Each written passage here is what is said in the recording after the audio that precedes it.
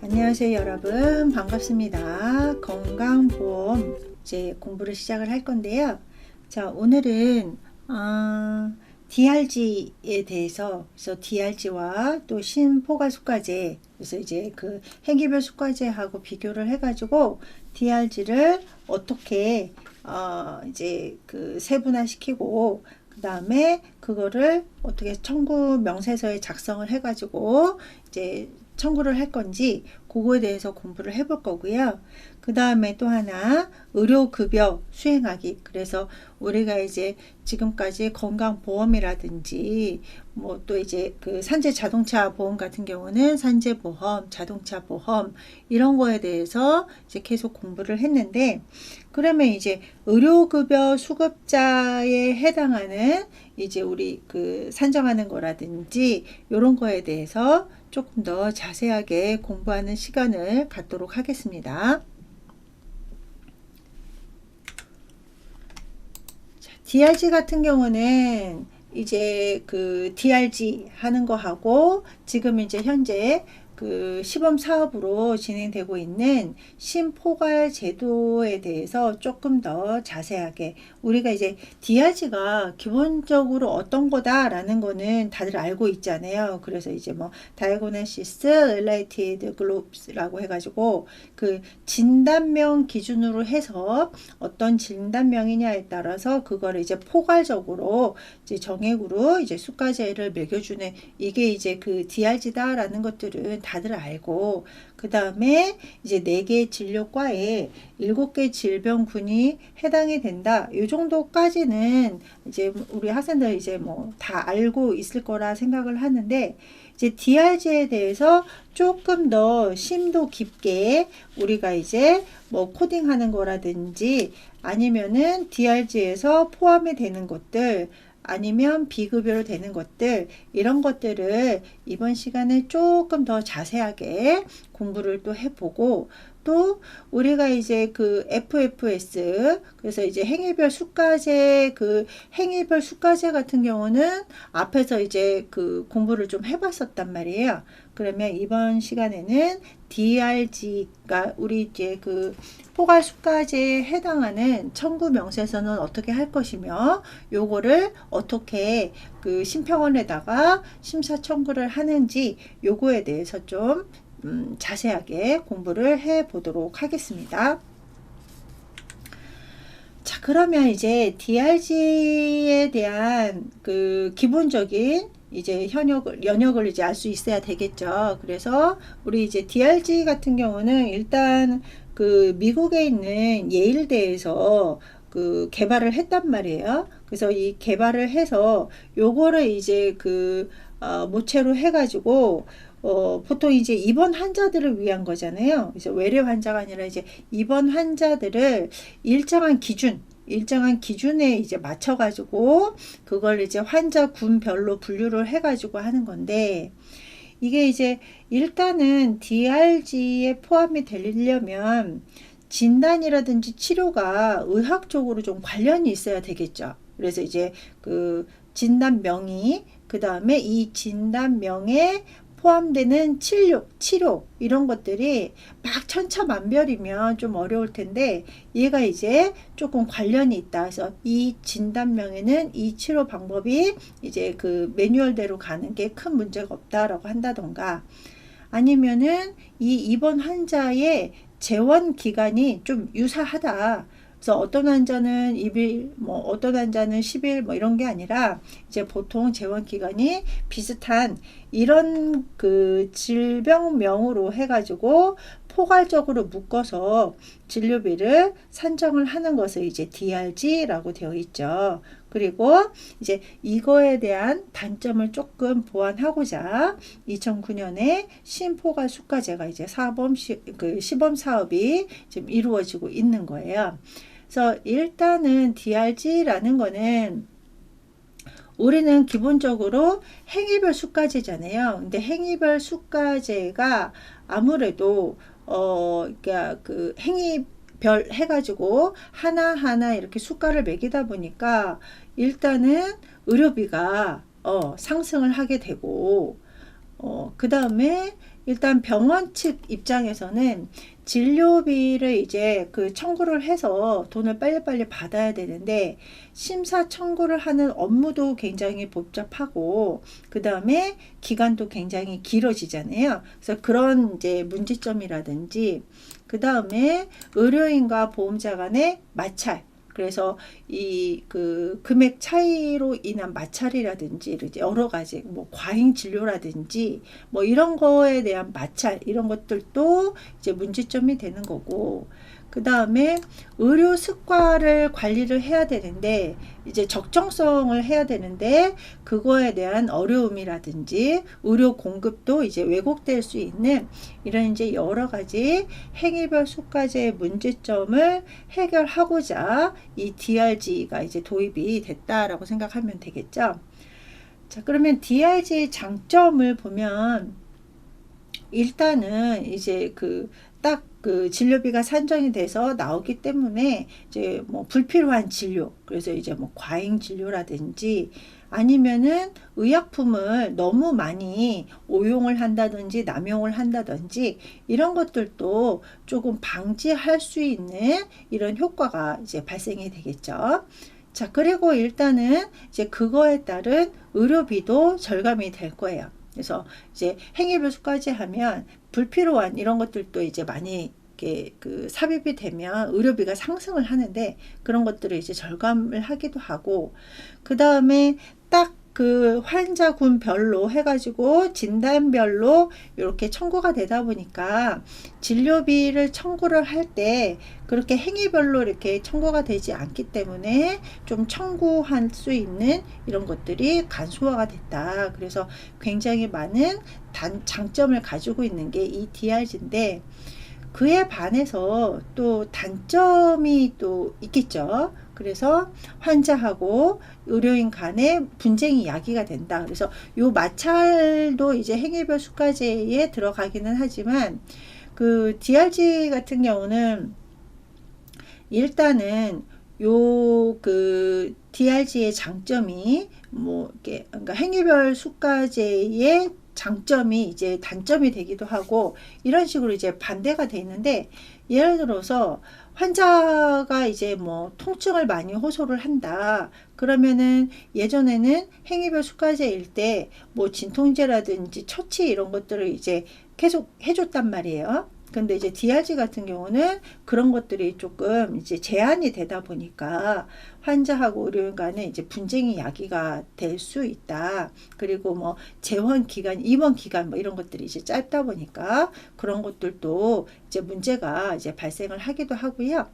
그 다음에 이제 부당 청구 우려가 있겠죠. 그죠? 그래서 우리가 이제 DRG 같은 경우도 이제 그 주 진단이라든지 아니면은 이제 세부 질병 분류 같은 거를 할 때 조금 이제 청구를 잘못해가지고 부당 청구를 할 수도 있고, 그 다음에 아무래도 이제 금액이 딱 정해져 있고 처치하는 치료 방법 이런 것들이 조금 정해져 있다 보니까 이제 신의료기술, 그래서 이제 신의료기술 계속 의학의 발전 이런 것들을 이제 계속 해야 되는데, 그래야지 이제 뭐 행위별 수가제로 해가지고 더 많이 청구할 수 있으니까 병원 입장에서 의사 입장에서는 그러는데, DRG로 딱 묶어버리면 굳이 뭐 굳이 그냥 똑같이 예전에 했던 방법으로 크게 문제가 없으면은 그냥 그걸로 하려고 하지, 여러 가지 뭐 분쟁이라든지 이런 것들을 이제 하지 않는 이런 것들이 있어서 아무래도 DRG가 범위가 넓어지면 새로운 시술 방법이라든지 이런 것들을 하지 않으려는 이런 단점이 발생이 되겠죠. 자, 그러면 이제 DRG 같은 경우는 이제 시범 사업을 통해서 본 사업이 진행된 케이스인데, 맨 처음에 이제 97년부터 해가지고 5년 동안 그 시범 사업을 했단 말이에요. 시범 사업을 맨 처음에 했을 때는 우리 이제 DRG가 지금 현재 DRG는 4개 진료과에 7개 질병군이지만 처음에는 이제 지식분만, 그래서 자연분만까지 포함을 해가지고 8가지 질병군으로 시범 사업을 실시를 했단 말이에요. 그래서 5년 동안 하고 그 다음에 이제 본 사업으로는 이제 그 2003년 9월부터 해가지고 지금 현재 이제 그 시행되고 있는 방식대로 해가지고 이제 그 2003년부터는 이제 병원에 따라서 이제 행위별 수과제를 할 건지 포괄 수과제를 할 건지에서 이제 선택으로 할 수 있도록 했었어요. 그러다가 이제 그 2012년도에는 이제 그 병원이나 의원까지도 당연 적용이 됐고 DRG로 당연 적용이 됐고 2013년도부터는 종합병원하고 상급 종합병원까지 확대 시행이 돼서 지금은 현재 모든 이제 그 의료기관에서 요 4개 진료과와 7가지 질병군을 DRG로 이렇게 수행을 하게 되는 거죠. 그래서 이제 시범사업 5년 동안 하고 2003년부터 본사업으로 해가지고 요 질병군은 똑같은데 처음에는 이제 FFS로 할 것이냐 DRG로 할 것이냐라고 선택을 할 수 있다가 이제 그 다음부터는 당연 적용이 됐다라는 거. 자, 그 다음에 이제 4개 진료과를 보자면 안과, 이비인후과, 외과, 산부인과 이렇게 4개 진료과가 되는 거고요. 그 다음에 이 4개 진료과에서 안과 같은 경우는 수정체 수술, 그래서 이제 양안이냐 단안이냐에 따라서도 달라지고요. 그 다음에 이제 그런데 이제 이게 DRG가 입원 환자를 기준으로 하잖아요. 근데 이렇게 안과 수정체 수술이라든지 아니면은 뭐 서해 탈장 수술이라든지 항문 수술이라든지 이런 것들은 6시간 미만 동안 관찰한 후에 귀가를 해도 적용이 돼요. 우리 지난 시간에 이제 그 입원 기준이 6시간 이상 관찰을 해도 하루 입원 기준으로 들어간다. 이거 배웠었거든요. 근데 이 DRG 같은 경우는 이렇게 간단한 시술 같은 경우는 이제 시간하고 그 제한이 없이 이렇게 적용이 될 수 있다라는 거. 자, 그 다음에 이제 이비인후과 같은 경우는 우리 이제 편도나 아데노이드 절제술 같은 경우가 이제 해당이 되는데 얘 같은 경우는 이제 연령이 제한이 돼요. 그래서 편도 같은 경우나 아니면 이제 편도가 이제 2가지가 있잖아요. 그 안에 이제 그 아데노이드 같이 이제 같이 절제를 한다라고 하면 이 연령대가 이제 그 18세를 기준으로 해서 18세나 18세 미만인 사람, 그러니까 그 환자분한테 적용이 되는 이 질병이 되는 거고요. 그 다음에 이제 외과 같은 경우는 이제 그 아펜덱토미, 그래서 충수 절제술 같은 경우는 이제 주 진단명이 좀 복잡하느냐, 그 다음에 이제 라파로 복강경을 사용을 하느냐, 뭐 이렇게 이제 나눠지게 되는 거고, 그 다음에 뭐 항문 수술 같은 경우도 그 원양 자동 문압기 이런 것들을 이용을 하느냐, 뭐 아니면 이제 다른 주로 기타 뭐 이런 여러 가지 방법을 사용을 하느냐에 따라서 이제 질병군별로 분류가 될 수 있겠죠. 자, 그 다음에 이제 산부인과 같은 경우는 이제 자궁 적출이라든지 그 시스텍토미 같은 거는 이제 그 악성 종양은 요 DRG에서 제외가 된다. 그래서 이제 악성 종양 같은 경우는 이제 아무래도 캔서이기 때문에 DRG가 적용이 되지 않고 FFS로 넘어가겠죠. 자, 그 다음에 이제 아까 시범 사업할 때는 GC 분만까지 포함이 됐었는데 이제 그 DRG에서는 이 질식 분만은 제외가 되고 C색 이제 제왕절개 분만인 경우에는 이제 대상 질병군에 포함이 된다. 그래서 단태하냐, 다태하냐, 뭐 이런 식으로 이제 나뉘어지게 되겠죠. 자, 근데 이제 이 DRG 같은 경우는 그 행위별 수가제에 비해서 이 FFS에 비해서 아무래도 입원 일수가 적겠죠. 예. 이제 그 안과 같은 경우는 아까 얘기한 것처럼 6시간 이상이 아니라 6시간 미만일 때도 이제 귀가 조치하고 이러기도 하니까, 그래서 이제 그 재원 일수가 적다 보니까 상대적으로 DRG 같은 경우는 일일당 진료비가 상승한 것처럼 보일 수도 있어요. 자, 그리고 이제 병원에서는 아무래도 DRG 이제 그 진료비가 딱 산정이 되어 있다 보니까 좀 재원 일수를 줄이려는 이런 진료 형태가 나타날 수도 있거든요. 그래서 굳이 입원을 이제 오래 시키지 않는단 말이에요. 그러니까 굳이 입원을 오래 안 해도 되는 이런 질병이기도 하고, 예전에는 행위별 수가제 같은 경우일 때는 충수절제술을 해도 일주일 열흘 이렇게 입원시키는 경우도 있었고, 이 카탈락 수술 같은 경우도 2, 3일 입원하거나 이런 경우가 있었단 말이에요. 근데 DRG가 이제 적용이 되면서 입원 기간이 재원 일수가 굉장히 이제 짧게 나타나는 이런 형태가 있고요. 근데 이게 또 단점으로는, 원래 이제 재원 일수가 낮아도 상관이 없으면 괜찮은데 일부러 이제 외래로 팔로우업을 하세요라고 해가지고 이제 퇴원을 시켰는데 이제 질병 상태가 또 달라졌다라고 하면 재입원율도 올라갈 수 있겠죠.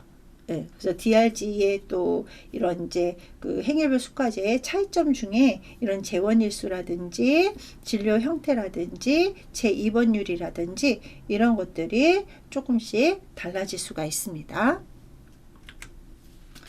자, 그 다음에 이제 그 행위별 수가제, 그 다음에 포괄 수가제, 심포괄 수가제를 조금 비교를 해 보자면, 이 행위별 수가제 같은 경우는 일단 제공된 서비스, 의료 서비스의 단위당, 그래서 이제 행위별로 해가지고 가격이 산정이 돼서 서비스를 이제 그 보상을 해주는 거잖아요. 그래서 가격당 가격이나 아니면은 서비스 양, 그래서 이제 어떤 서비스를 얼마만큼 했느냐에 따라서 진료비를 보상해 주는 게 이 행위별 수가제겠죠.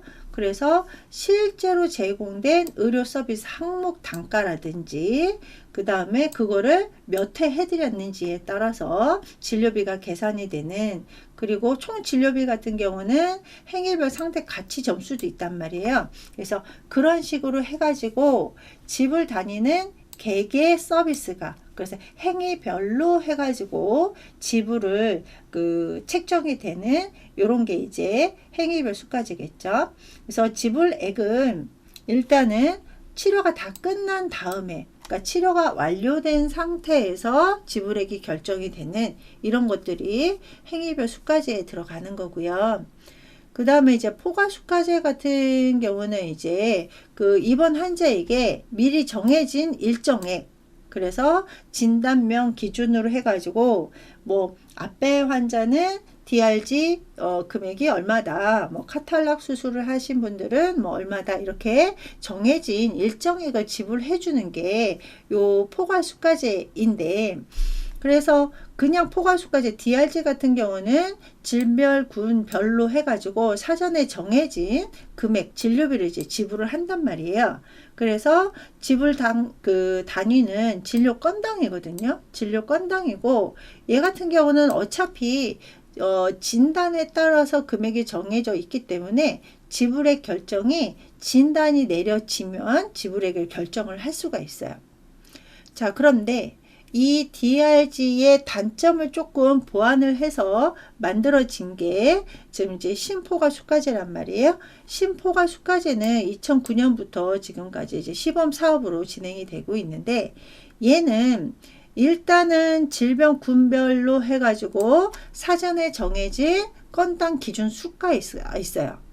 거기에다가 여기 보면 행위별 수가까지를 이제, 그래서 의사 행위료라든지 고가의 약제라든지 치료 재료, 이런 것들은 행위별 수가제로 인정을 해주는 거고, 그 다음에 진료 일당 수가, 그래가지고 심포가 수가제 같은 경우는 DRG하고 행위별 수가제의 장점을 조금 모아놔가지고 이제 집을 다니는 일단 진료 건당에다가 개개 서비스 합, 그래서 약간의 어떤 고 인력이 필요한 의사 행위료라든지 아니면은 그 질병에 따라서 중증 질환에 해당하는 환자의 고가의 약제라든지 이런 것들을 그 행위별 수가제로 인정을 해 주겠다라는 얘기거든요.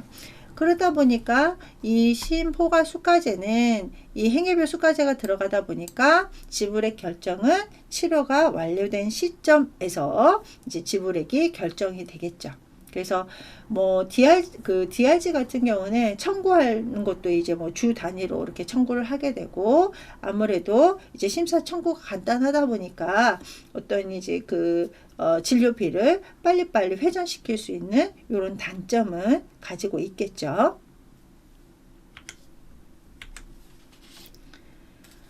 자, 그 다음에 이제 우리가 또 이거를 좀 주의 깊게 봐야 되는데, DRG에 대한 분류 체계, 그래서 우리가 이제 코딩을 할 때 이렇게 크게 세 진단으로 분류를 해가지고 분류 체계는 총 6자리까지 분류가 되기도 해요. 그래서 뭐 3단위로 분류되기도 하고, 필요에 따라서 4, 5단위 아니면 이제 6단위까지 해가지고 분류 체계를 이렇게 구성할 수 있어야 되는데, 일단은 그 DRG 분류 구성으로는 이렇게 세 가지로, 그래서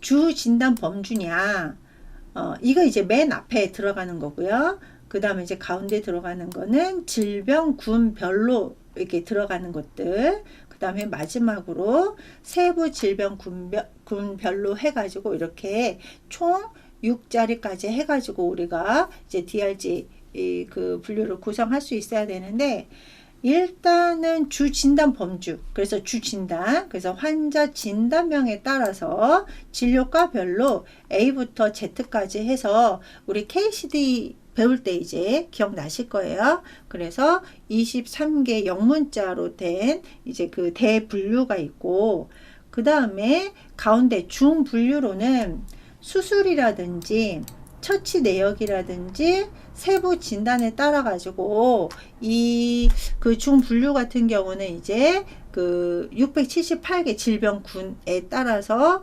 그거에서 세 자리 숫자 코드로 해가지고 그 중분류가 이루어지죠.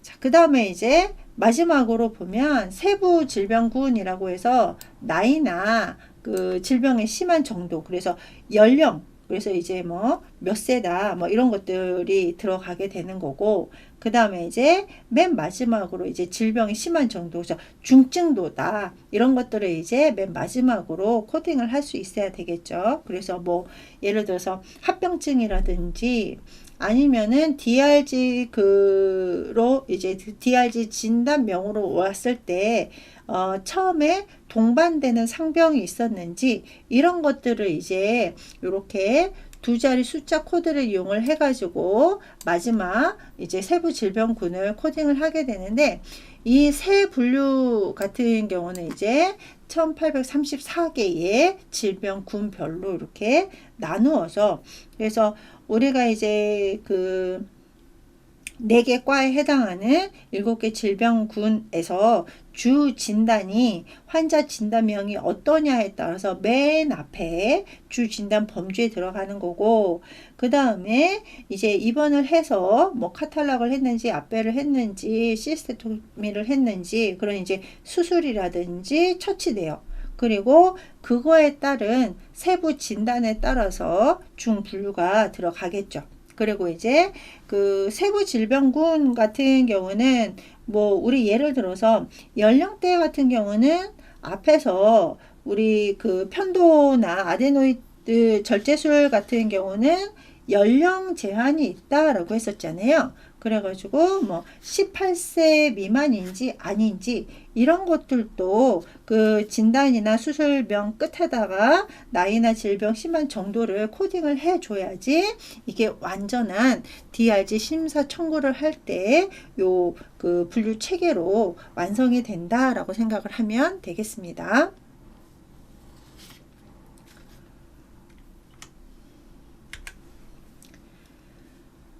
그 다음에 이제 그 질병군 급여의 일반 원칙. 그래서 얘는 일반 원칙이에요. 그러다 보니까 이제 제외가 되거나 예외가 되는 이런 경우도 발생을 하기는 하지만 우리가 이제 기본적인 거는 일반 원칙 기준이 어떻게 되느냐 이런 것들을 알고 있어야 되겠죠. 자, 그래서 이제 여기 보면 이제 뭐 상급 종합병원, 종합병원, 병원, 의원은 의료급여 기준에 관한 규칙에 따라서 포괄적인 행위 적용되는 질병군에 따라서 적용을 해야 된다. 그러니까 이 얘기는 뭐냐면 아까 4개 과의 7개 질병군으로 입원 진료를 하는 경우에 그러니까 일반적인 원칙은 아까 맨 처음에 얘기했다시피 DRG 같은 경우는 이제 뭐 수술이라든지 처치 이런 것들이 들어가다 보니까 입원 진료에 한해서 적용을 할 수 있다라는 얘기고요. 그 다음에 이제 그 보험 가입자라든지 피부양자가 해당 질병군으로 입원 진료를 받은 경우에 이 DRG가 적용이 된다라는 얘기인데 우리 뭐 그 DRG에 해당하는 질병군 진단명이지만 제외되는 그러니까 행위별 수가제를 적용해야 되는 경우가 있거든요. 그래서 뭐 예를 들어서 HIV 감염자라든지 이런 사람들 같은 경우는 DRG에 포함이 되지 않고 그 다음에 우리 DRG의 최대 입원 기간이 30일이란 말이에요. 그래서 이제 똑같은 질병군이기는 하지만 30일 이상 초과가 됐다. 그러면 30일까지 해서 DRG를 하고 31일째부터는 우리 그 행위별 수가제에 적용을 받아서 본인 부담금이 이제 달라지게 되고요. 그 다음에 뭐 신생아 같은 경우 그래서 이제 생후 4주 이내 같은 경우도 이렇게 이제 DRG가 아니라 행위별 수가제로 이렇게 적용이 되는 이런 이제 제외되는 예외되는 이런 항목들도 있습니다. 자, 그리고 우리가 이제 그 요양급여 비용 산정을 할 때 점수당 단가를 곱해가지고 산정을 할 때는 임원 그 10원 미만은 이제 절사한다 이렇게 되어 있고요. 자, 그 다음에 이제 시술을 할 때 외과 전문의가 실행을 했다. 뭐, 그래서 이제 뭐 그 보도를 딴 외과 전문의가 시행했다 그러면은 소정 점수에서 30%에 대한 이제 그 금액이 추가가 산정이 가능하다라는 얘기고요. 그 다음에 뭐 DRG 같은 경우도 뭐 이렇게 불가피하면 뭐 갑자기 뭐 앞배가 이제 진단이 됐는데 뭐 통증이 심하다던가 이런 경우 같은 경우는 이제 야간 수가라든지 공휴일 수가도 추가로 이렇게 산정을 할 수 있다라고 되어 있습니다. 그래서 우리 학생들 다들 알다시피 야간 수가 적용 시간이 18시부터 그 다음날 09시까지 해서 이렇게 수술을 했다라고 하면 이제 추가로 산정할 수 있어야 되겠죠.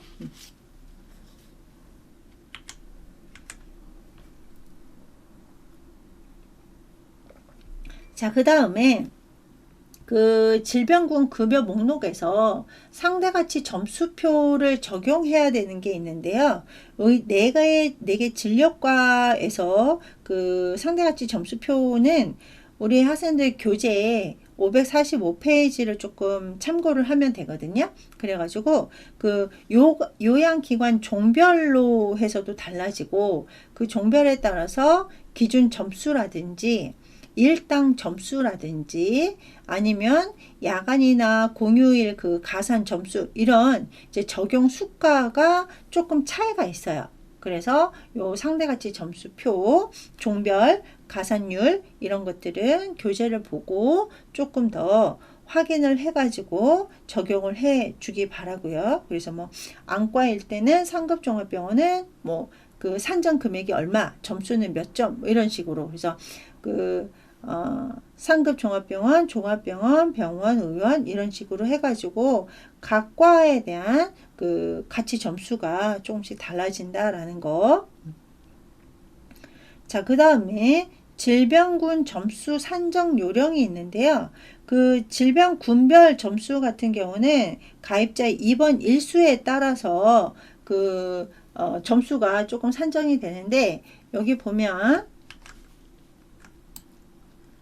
그 입원 일수가 정상군에 들어가느냐 아니면 하단 열애군이나 상단 열애군에 들어가느냐에 따라서 구분해서 산정이 된다라는 얘기예요. 그래서 보통 우리 DRG를 적용을 할 때 재원 일수가 유사한 그 질병으로 이제 묶어 놓았다라고 했잖아요. 그러다 보니까 이런 이제 그 질병 군별 점수 같은 경우도 입원 일수에 따라서 정상적인 보통의 입원 일수냐, 너무 오래 입원했느냐, 너무 조금 입원했느냐에 따라서 이렇게 달라질 수 있다. 구분해서 산정한다라는 얘기고요. 그 다음에 이제 질병군 그 점수 산정 요령에서 보면 이제 그 추가 산정하는 거. 그래서 야간 수술을 했느냐, 공휴일에 수술을 했느냐에 따라서 이제 추가 산정을 하는데, 여기 보면 기준이 수술을 시작한 시간, 아니면 이제 수술을 했을 때 마취를 시작한 시간을 기준으로 해가지고 18시가 넘었느냐, 뭐 요거를 이제 기준으로 삼는다라는 얘기죠. 우리 보통 이제 그 EMR를 사용을 하다 보면 뭐 접수를 했을 때 뭐 입원 접수, 외래 접수, 뭐 아니면 이제 수술 시간 타이밍 같은 경우는 이제 자동으로 산정이 된단 말이에요. 그랬을 때 거기에 들어가는 기준에 따라서 추가로 산정을 할 수가 있겠죠. 자, 그리고 이제 그 질병 군별 고정 비율, 그 다음에 이제 뭐 평균 입원 일수, 뭐 그 다음에 정상군의 하한 입원 일수, 정상군 상한 입원 일수, 이런 것들로 이제 그 나누어서 이 질병 군별 점수를 산정할 수 있다.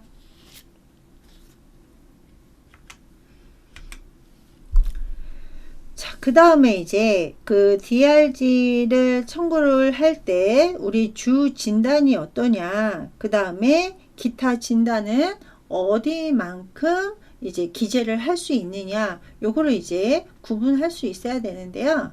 우리가 그 DRG의 주 진단 같은 경우는 앞에서 얘기했던 그 질병군에 들어가야 되기는 하는데, 이제 환자가 병원에 입원하게 된 주 원인에 대한 입원 기간 중에 우리 그 최종 진단, 주 진단, 주 상병 뭐 이런 얘기 있었잖아요. 그래서 이번 기간 중에 모든 검사나 수술을 통해서 확립된 맨 마지막 이제 진단명, 확진된 진단명을 이제 주 진단이라고 하는데, 사실은 이제 만약에 두 가지 질병이 거의 이 병태가 비슷하다. 그러면 이제 주 진단에다가는 하나를 산정을 하고 나머지는 이제 밑에 부 진단에다가 놓을 수 있어야 된다. 그래서 둘 이상의 병태가 같다고 해서 주 진단명이 두 개가 되지는 않는다. 그래서 주 진단을 하나로 하고 밑에다가 이제 그 부상병으로 집어넣으면 되는 거고요.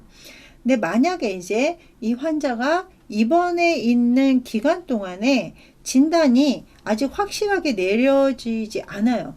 그럴 수도 있잖아요. 그죠? 이번 기간 동안에는.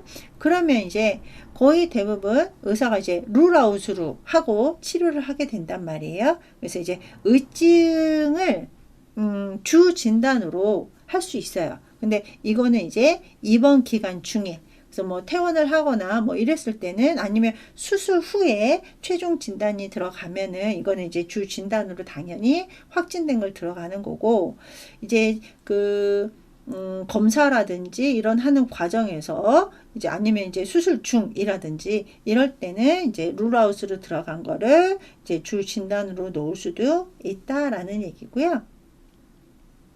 자, 그 다음에 이제 기타 진단 같은 경우는 뭐 입원 기간 중에 발생을 했거나, 그러니까 입원했을 때 이미 어떤 진단명이 내려져 있었는데 그 진단명으로 입원 치료를 하다가 입원 기간 중에 발생을 했거나 아니면은 처음에 입원 당시부터 주 진단하고 같이 왔었던 이런 이제 진단이라던가.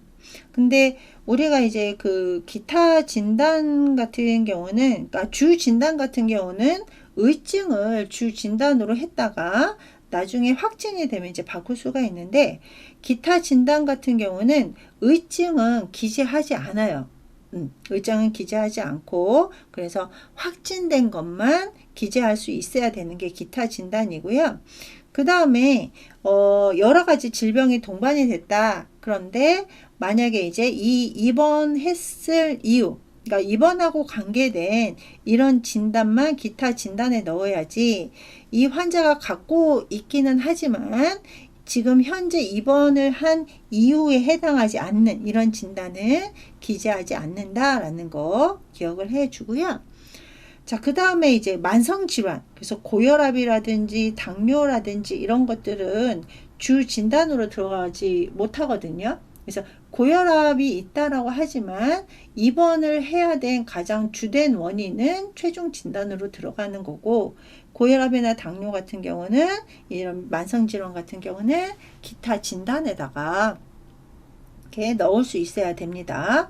그래서 여기 보면 이제 뭐 임상적 평가를 통해서 추가 진단이 됐거나 아니면은 이제 치료적 요법이 필요하거나, 그 다음에 이제 그 진단적 처치로 들어가서 한다던가, 아니면은 원래 처음에 이제 주 진단을 가지고 재원 기간이 이제 어느 정도 정해졌었는데, 이제 추가로 뭐 합병증이라든지, 그러니까 입원 기간 중에 추가로 이제 발생을 했거나 이러면은 재원 기간을 연장할 수 있는 이런 것들도 있단 말이에요. 그런 것들은 이제 추가 진단에 들어가는 거고, 그 다음에 간호라든지 관찰의 증가, 그래서 이제 조금 더 많이 모니터링을 해야 된다던가, 아니면은 간호처치가 더 많이 이렇게 증가된 그 원인 있잖아요. 그런 질병 같은 경우는 여기 기타 진단에다가 이제 넣을 수 있다라는 얘기고요.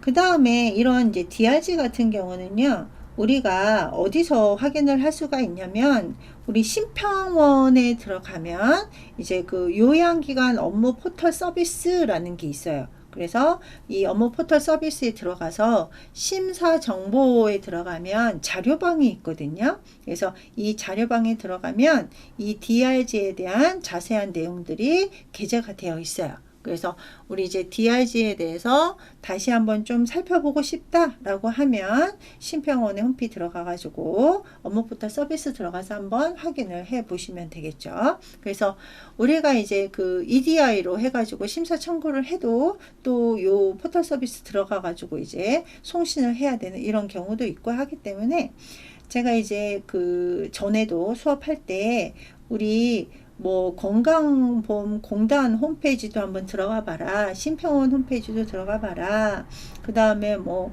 그 자동차 보험 같은 경우는 이제 각 자동차 보험 회사에 들어가면 거기에 보면 이제 약관이라든지 이런 것들이 있다. 그러면 그런 것들을 한번 확인해 봐라 라고 얘기를 했었거든요. 그래서 자꾸 이렇게 쳐다봐서 눈에도 익을 수 있어야 되겠죠. 그래서 눈에 많이 익혀놔야지 나중에 꼭 필요할 때 시간 낭비 없이 빨리빨리 자료를 찾아서 수행할 수 있는 이런 이제 시간들이 굉장히 빨라지겠죠. 그래서 이런 것들을 이제 주 진단, 기타 진단은 어떻게 할 것이며, 그거에 대한 이제 그 룰아웃이라든지 이런 것들은 어디에서 찾아볼 수 있는지, 이런 것들을 한번 살펴보실 수 있어야 되고요.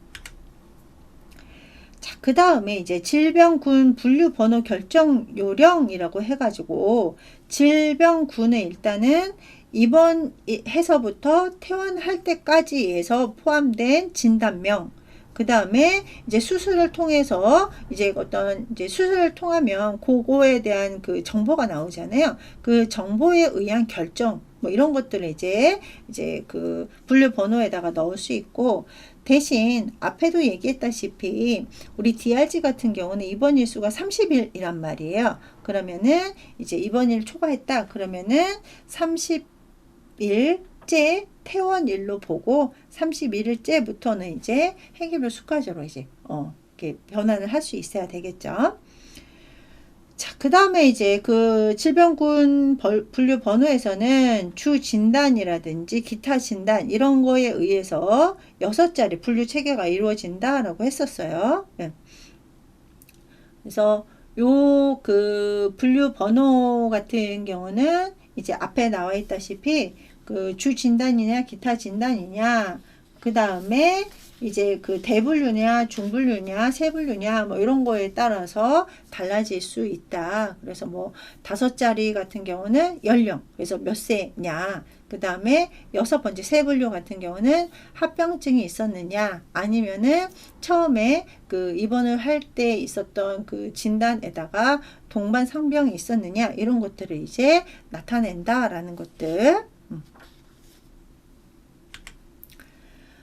그 다음에 이제 DRG를 청구를 해야 된단 말이에요. 그래서 이제 청구할 때는 일단은 청구인은 요양기관 대표자가 되는 거고요. 그 다음에 이제 어떤 형식으로 이제 청구를 하냐면, 그 정보통신망이 우리는 지금 현재는 거의 대부분 EDI로 청구를 하게 되죠. 그래서 전자문서화 시켜서 요것을 이제 그 센으로 돌려가지고 이제 심평원에다가 청구하는 이런 방법이 이제 거의 대부분이고, 뭐 그 다음에 뭐 디스켓을 이용을 해서 청구할 수도 있고요. 그 다음에 이제 DRG 같은 경우는 일단은 진단 후에 결정이 되기 때문에 이런 그 퇴원일 속한 달에 뭐 그 다음 주 월요일부터 해가지고 이제 주마다 청구할 수가 있겠죠. 자, 그리고 만약에 동일인이 30일이 넘었다. 그래서 입원일부터 퇴원일까지 해서 30일까지는 이제 그 한 건의 명세서로 청구할 수 있어야 된다라는 얘기고요.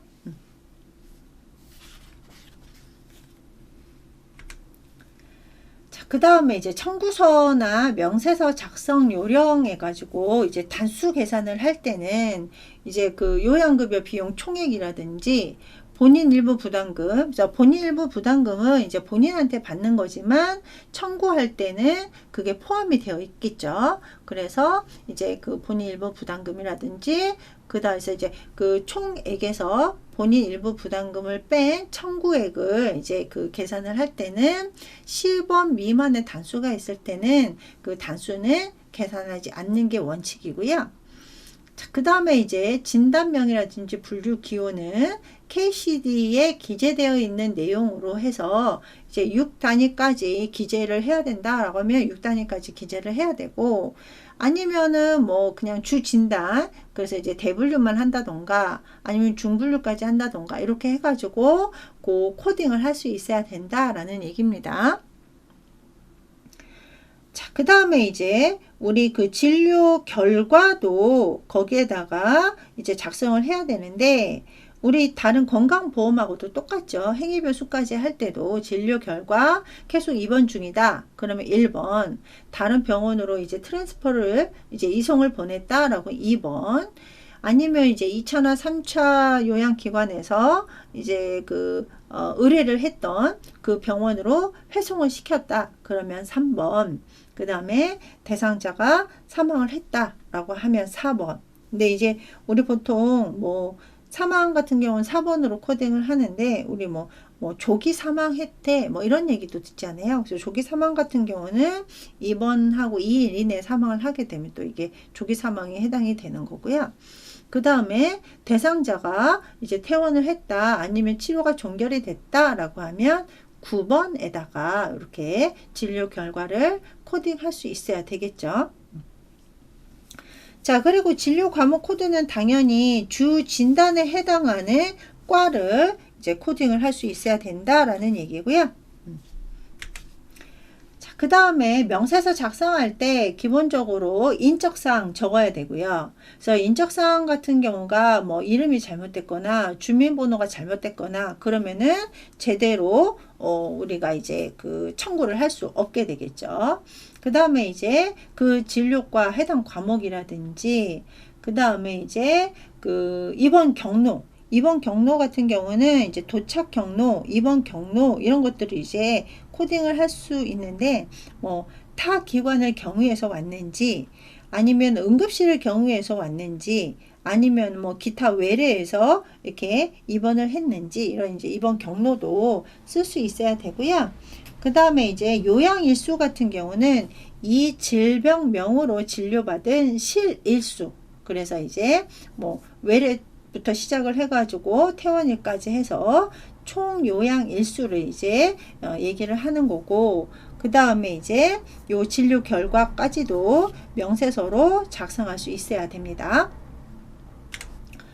자, 그 다음에 이제 마지막으로 그 심포갈 수가가 있는데, 일단은 심포갈은 DRG하고 FFS를 혼합했다라고 했었잖아요. 그래가지고 기본 서비스는 DRG를 채택을 하고, 그 다음에 의사의 수술이라든지 시술 이런 것들은 행위별 수가제로 별도로 보상을 해주는 제도다라고 생각하면 되는데, 얘는 아무래도 그 DRG의 단점, FFS의 단점을 보완을 해가지고 둘의 장점을 취합을 해서 제공을 한다라고 생각하면 돼요. 그래서 이 DRG 같은 경우는 이제 비교적으로 단순한 이제 외과 처치, 외과 수술 이런 거에 많이 적용이 되잖아요. 근데 심포갈 같은 경우는 아무래도 그런 4대 중증 질환이라든지 이런 이제 복잡한 질환까지 포함이 돼서 이 DRG 같은 경우는 입원 환자가 좀 제한이 되어 있잖아요. 제한된 입원 환자가 혜택을 받았다면,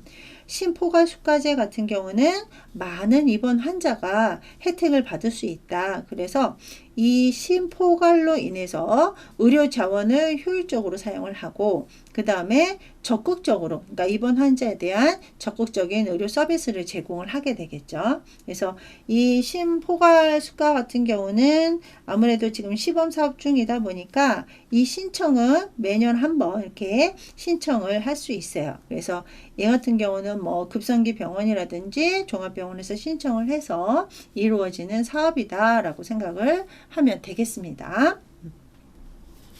자, 우리 학생들 잠시 쉬었다가 의료급여 수급에 대해서 조금 배우도록 하겠습니다.